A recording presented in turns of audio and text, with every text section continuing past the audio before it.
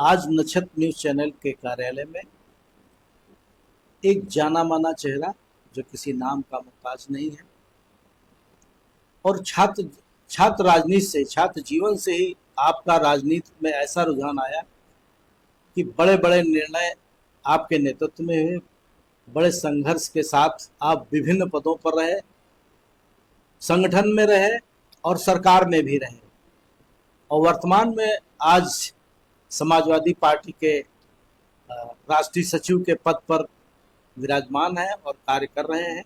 हमारे बीच में उपस्थित हैं अरविंद सिंह गोप जी। मैं आज आपसे विशेष बात करने के लिए हम लोग बैठे हैं और बात करेंगे 2027 की।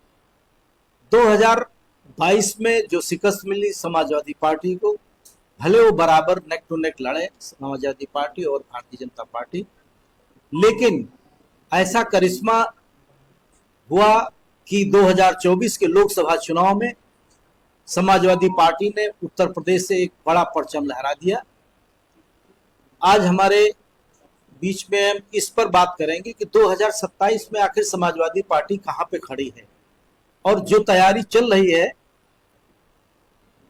आपका सबसे पहले बीच में ये बात रखेंगे कि समाजवादी पार्टी का जो गढ़ रहा है लखनऊ से मिला हुआ मीन्स आपका बाराबंकी जनपद, जहां कभी समाजवादी पार्टी के मुखिया रहे, बाद में संरक्षक रहे मुलायम सिंह यादव जी, नेताजी के नाम से जाने जाते रहे, और उनके साथ में बेनी प्रसाद वर्मा जैसा नाम था।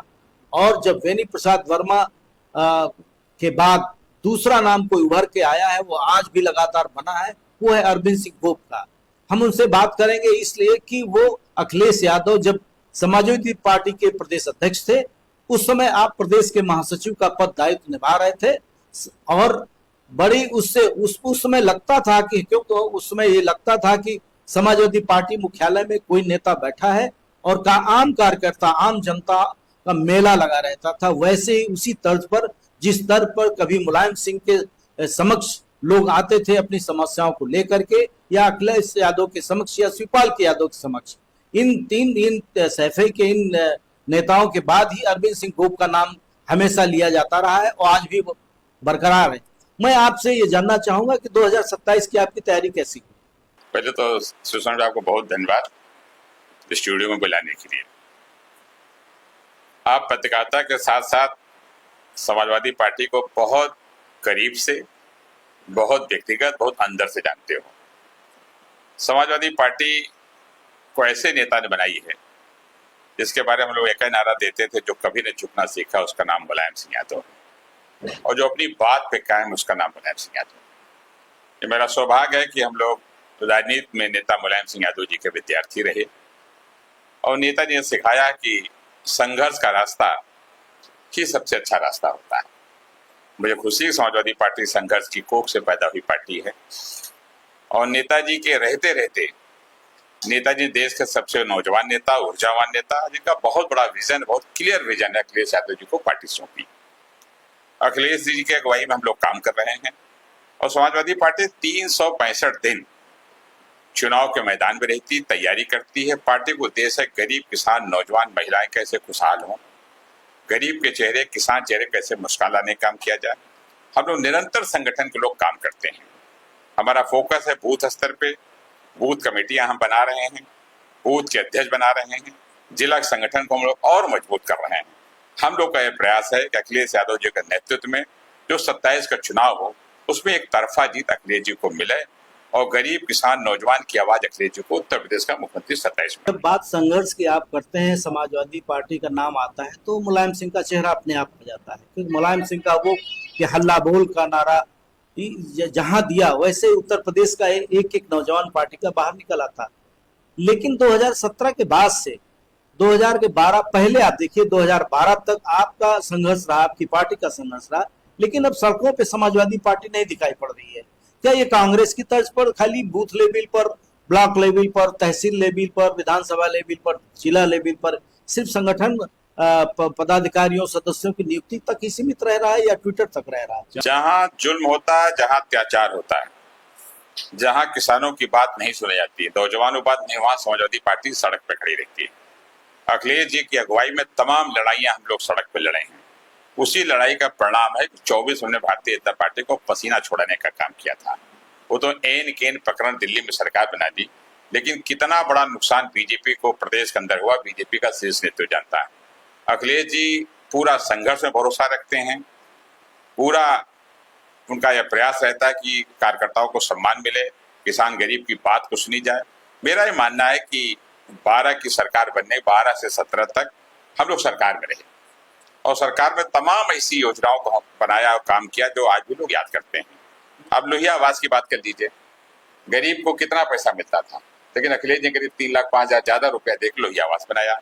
आप आगरा पे चलिए, आगरा एक्सप्रेस देख लीजिए, आप कैंसर अस्पताल देख लीजिए, आप एकाना स्टेडियम देख लीजिए, आप जयप्रकाश सेंटर देख लीजिए, आप रिवर फ्रंट देखिए, तो आप बनने नहीं दिया लोगों ने।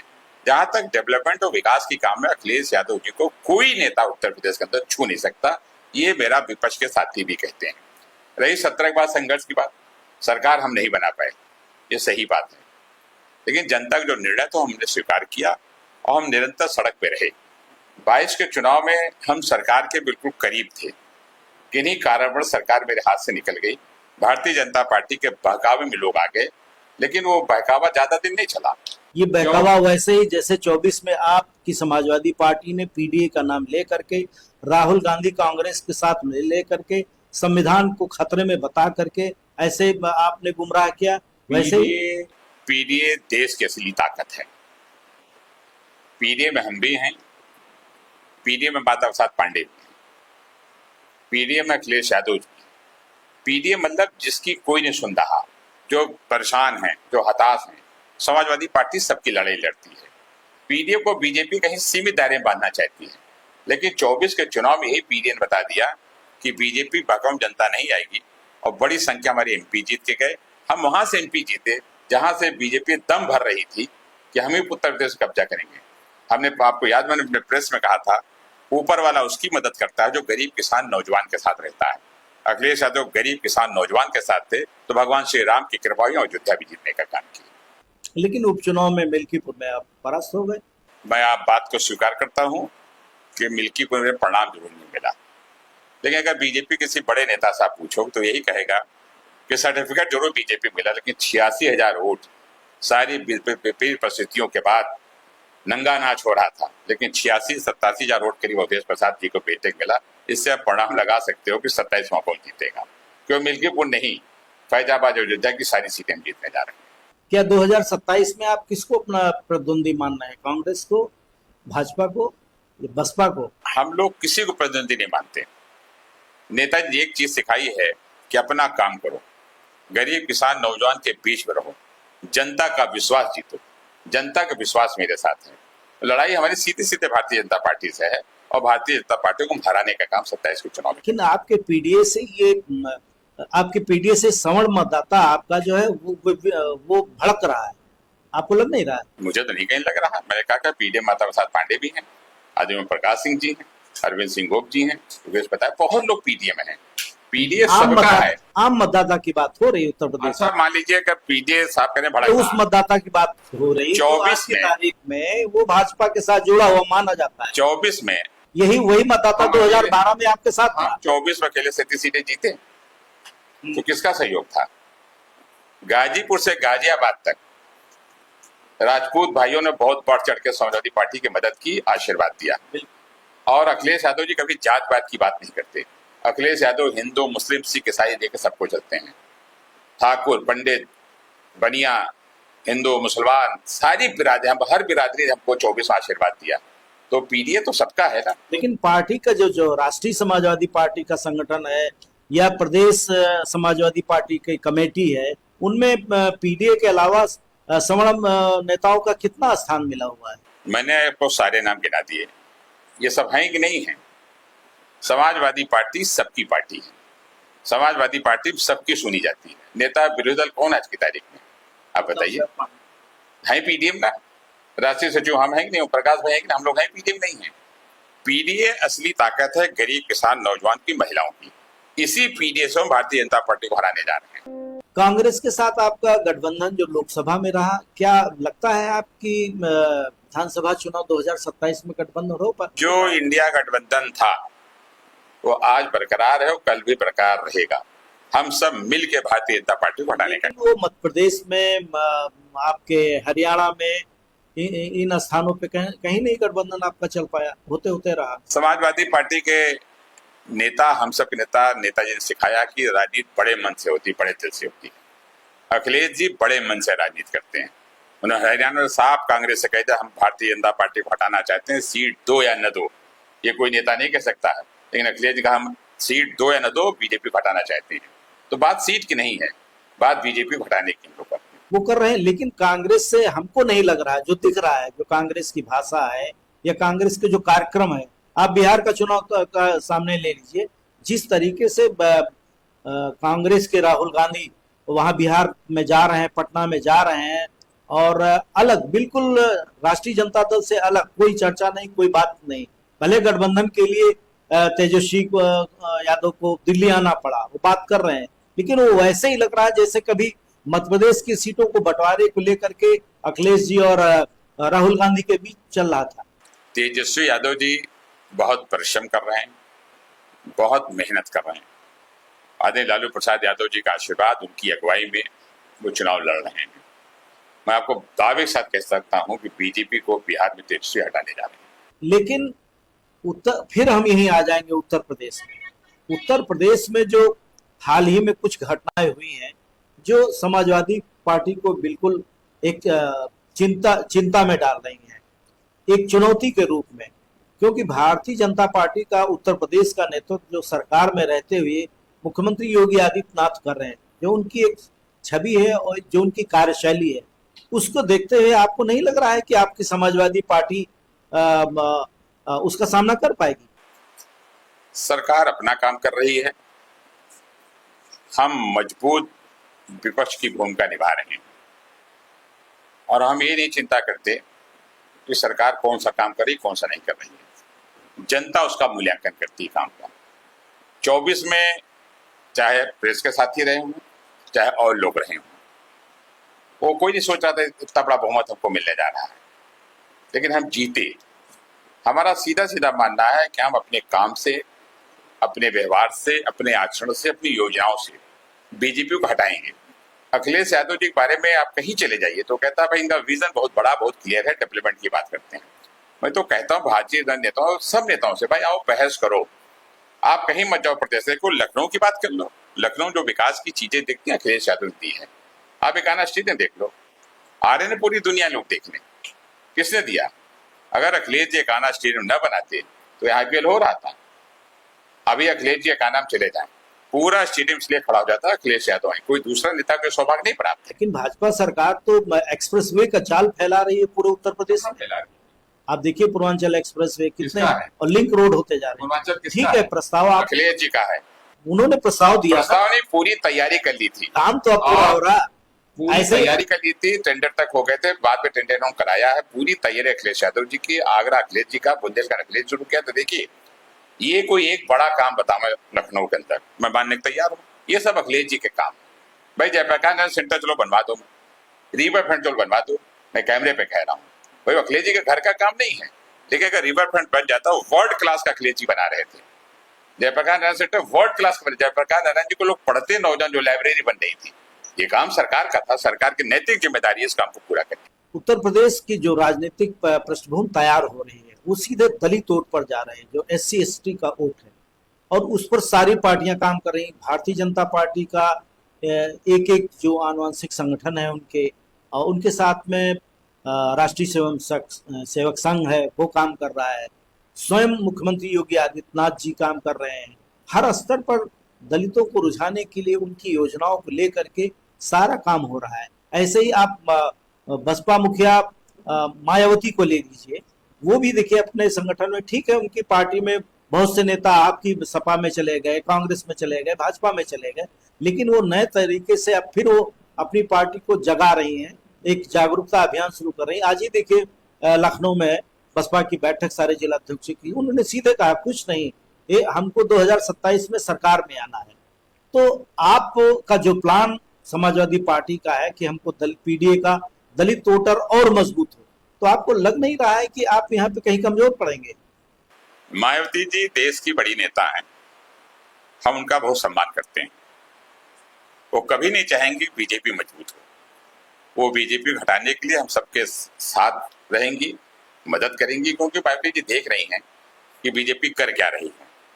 जहां तक आपने दलित भाइयों की बात कही, समाजवादी पार्टी हमने क्या कहा कि जात की राजनीति करती है, सबके साथ मिलकर काम करती है। लेकिन मेरी नैतिक जो भाई, आपने लोकसभा चुनाव में देखा होगा, दलित भाइयों का जो आशीर्वाद हमें मिला है और साथ मिला है, हमने बीजेपी को पसीना छुड़ा दिया है।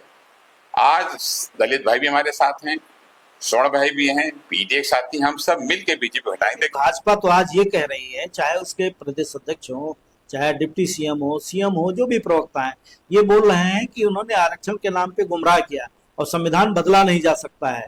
संविधान के नाम पर आपकी पार्टी ने गुमराह किया जनता को। अब जनता समझ गई है, अब जनता भाजपा के साथ जाएगी, क्योंकि संविधान खतरे में नहीं है। इस बात को प्रधानमंत्री नरेंद्र मोदी से लेकर के गृह मंत्री अमित शाह तक ये बोल चुके हैं, और मुख्यमंत्री योगी आदित्यनाथ भी लगातार ये बात बोल रहे हैं कि संविधान खतरे में नहीं, उसमें कोई संशोधन कोई कर ही नहीं सकता, उसके साथ कोई छेड़खानी नहीं। जो भी होगा वो पार्लियामेंट में होगा, वो पार्लियामेंट में हुआ भी। देखिए शिवसेना भाई, आप जानते हो बीजेपी जो कही थी वो नहीं करती है। ये तो मानते नहीं मानते आप? पत्रकार साथी देख लें, हाँ, जो कहा है वो जो कहा कभी किया नहीं है, जहां तक मेरा मानना है। और रही बात संगठन की, सरकार की बनाने की ना बनाने की, ये बीजेपी कहती रहे। भाई 17 के बाद, जब 17 में सरकार बनी बीजेपी की, फिर 22 में बनी, 19 में लोकसभा बनी, ऐसा नहीं है। तभी तो कह रहे थे, आखिर क्या कारण था, क्या स्थितियां पैदा हो गई कि 24 में उनको सब छोड़ दिए। अगर इनकी बात में दम होता तो 24 में हाल होता। याद रखिए, देश के प्रधानमंत्री रास्ता उत्तर प्रदेश से जाता है। 22 में समाजवादी पार्टी ने झटका खाया, वो अलर्ट हो गई, 24 ठीक हो गया। 24 में भारतीय जनता पार्टी झटका खा गई है, तो वो अब 2027 में वो अलर्ट मोड में जा रही है। बिल्कुल, आप इसको कैसे देख रहे हैं? चाहे जितना अलर्ट मोड पर है, जनता की अदालत सबसे बड़ी अदालत होती है। जनता ये तय कर चुकी है कि 27 में बीजेपी की विदाई जोरदार तरीके से करेंगे, अखिलेश यादव जी का स्वागत करेंगे।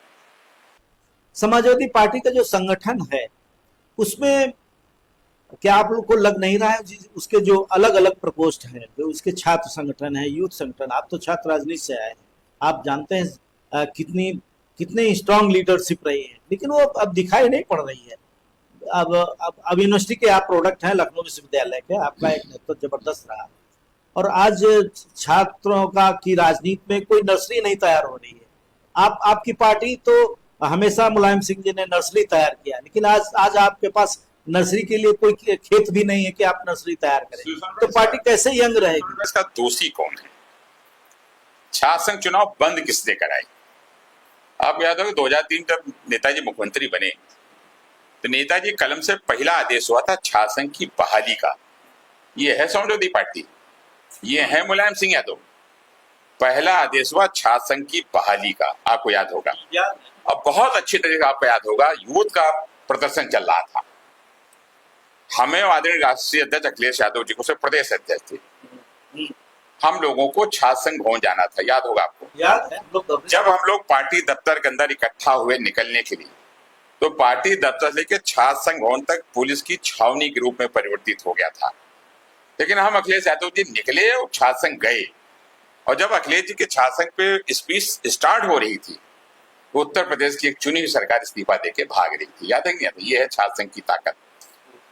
नेताजी हमेशा इस पक्ष में रहे छात्र संघ चुनाव को, अखिलेश जी हमेशा छात्र संघ चुनाव कराने के पक्षधर थे, और कराया अपनी सरकार में, ऐसा नहीं है, नेताजी ने कराया। लेकिन भारतीय जनता पार्टी कतई छात्र संघ का चुनाव नहीं चाहती है।